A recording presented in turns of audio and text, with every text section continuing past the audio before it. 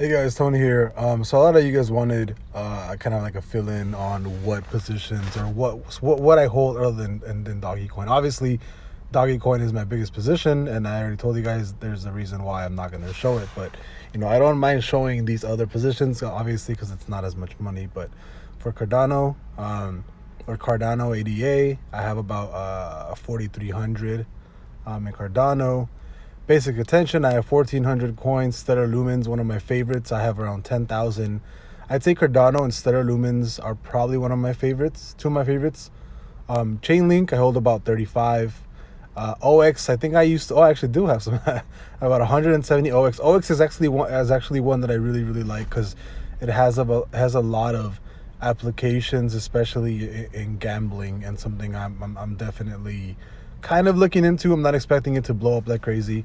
XRP, I held a bunch, but I actually sold everything when the lawsuit actually happened in XRP because I thought, well, that's fucking it for XRP.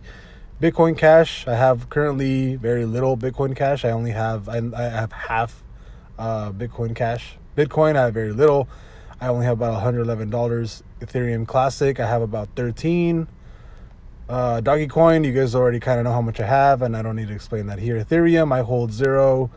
Polkadot, I would actually recommended everybody buy this one back when it kind of got into Coinbase around $16, and I thought it was going to be an easy 2x for at least for Polkadot. I don't know the applications too well of Polkadot. I haven't researched it all that well, but I did an easy 2x immediately on Coinbase.